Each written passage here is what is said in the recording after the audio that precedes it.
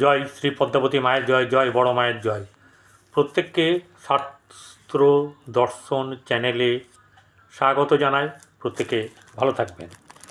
আজকে হয়তো কারোর জন্মদিন গেল, আগামীকাল বা কারোর জন্মদিন আছে, বা এরকম পরপর কোনো না কোনো কারোরই জন্মদিন হচ্ছে, পালন করা হচ্ছে।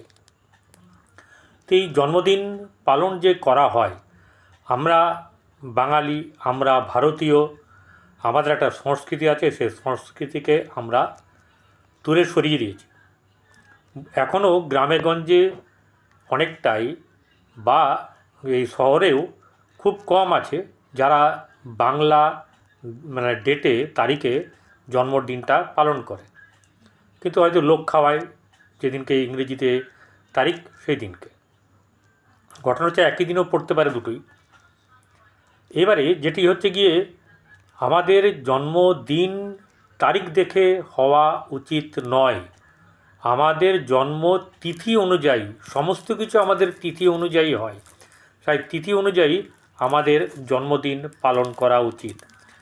দ্বিতীয়ত হচ্ছে গিয়ে, জন্মদিনের দিন মাকে দূর্বা, ধান, প্রদীপ জ্বালিয়ে আশীর্বাদ করা উচিত।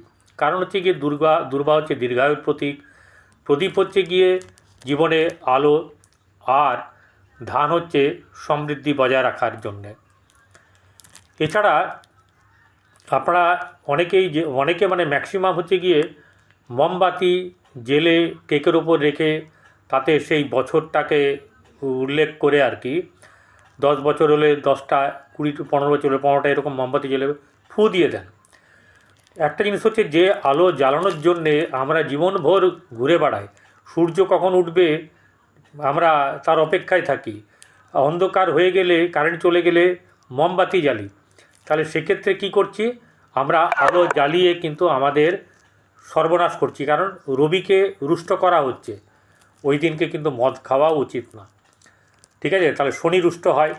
এবারে যেটা হচ্ছে যে, ওই দিনকে কালো রঙের ড্রেস বা আপনার জমকালো যে আপনার ব্লু, ঠিক আছে, গাঢ় নীল, সেগুলো কোনো পরা উচিত না, পরে যাওয়া উচিত না।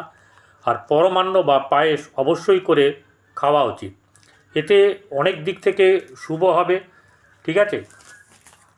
আর কি করা উচিত, সেদিনকে কিন্তু যতজনকে পারবেন বাইরের মানুষ যারা খেতে পায় না তাদেরকে খাওয়ান, তাদেরকে খাওয়ালে পুণ্য লাভ করবেন।